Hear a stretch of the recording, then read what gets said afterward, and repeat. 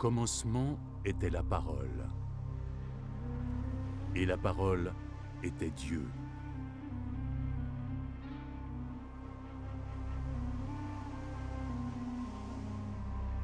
Elle était au commencement avec Dieu.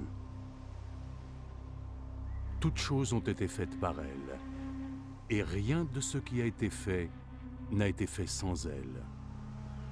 De la parole naissait la vie, et cette vie était la lumière de l'humanité.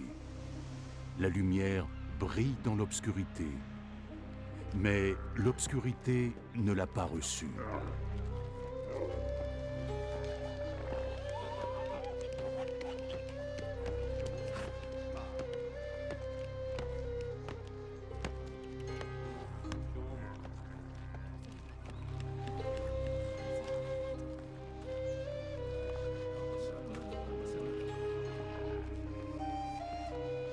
Dieu envoya son messager, un homme appelé Jean, qui vint pour parler de cette lumière aux hommes, afin que tous puissent entendre le message et y croire.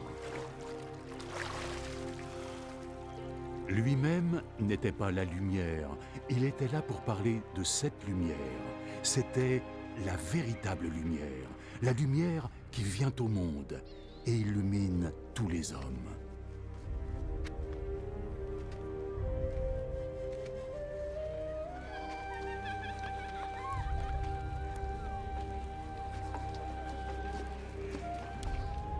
La parole était dans le monde, et Dieu a créé le monde à travers elle, mais le monde ne l'a pas reconnue.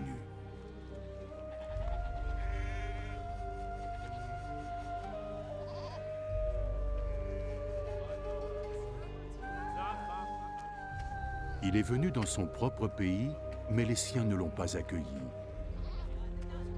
Cependant, certains lui ont ouvert leurs bras et ont cru en lui. Alors il leur a donné le droit de devenir des enfants de Dieu. Ils ne sont pas devenus des enfants de Dieu par nature. En fait, ils n'étaient plus les enfants de leur père. Dieu était devenu leur propre père.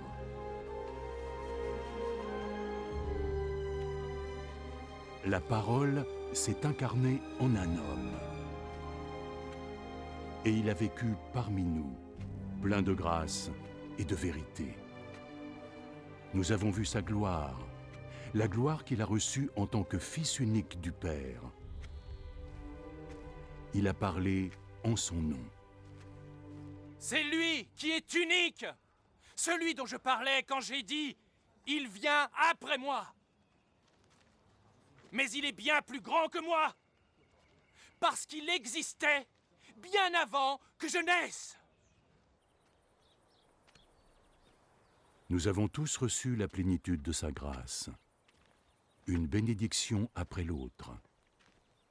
Dieu nous a transmis la loi par Moïse, mais la grâce et la vérité sont venues par Jésus-Christ. Personne n'a jamais vu Dieu. Le Fils unique qui est comme Dieu et aux côtés du Père est celui qui l'a fait connaître.